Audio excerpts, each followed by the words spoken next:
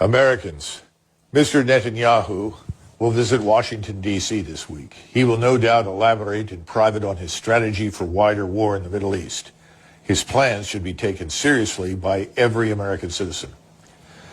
At this moment, the war in Gaza has already destroyed or disrupted millions of lives. Precise numbers are hard to confirm, but hundreds of thousands of Palestinians and increasingly Israelis have been internally displaced, wounded, or killed.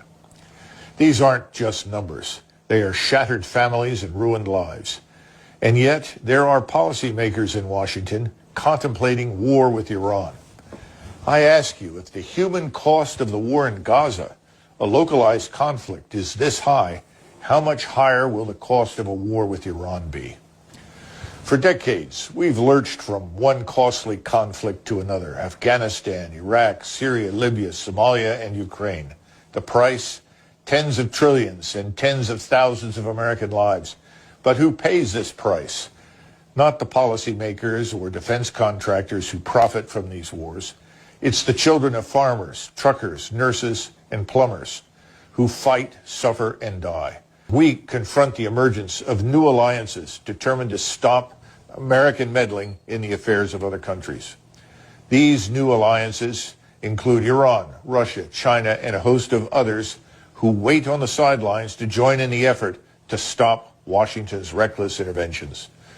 Russian Foreign Minister Lavrov's recent warning that any conflict with Iran risks drawing in other major global powers must be taken seriously. Let me be clear. No state, especially a free democratic republic like ours, should ever threaten war unless it's fully prepared to follow through. At this point in our history, Washington knows, or should know, that our nation and armed forces are not ready for a war with major military powers 6,000 to 7,000 miles from the United States. We're close to $35 trillion in debt. This is almost 100% of our gross domestic product. We're paying $2.4 billion in interest every day. Everybody in Washington should have understood this a long time ago. A war with Iran would devastate our economy. Imagine the Straits of Hormuz, a narrow sea highway between Iran and Arab countries, closed. Every day, 1/5 of the world's oil travels through this passage. If war shuts it down, gas prices would skyrocket, affecting everything from your daily commute to the cost of groceries. We're already feeling the punch from Houthi disruptions in the Red Sea. Now picture that problem multiplied many times over. A full-scale war with Iran wouldn't just be an inconvenience. It would trigger an economic crisis that would hit every American family hard, potentially leading to job losses, fortunes wiped out, and a deep recession. And let's not forget, at the outset of every conflict, those advocating for war are always convinced it will be short and decisive. History shows that they are nearly always wrong. We've seen this before in Afghanistan, Iraq, and Ukraine.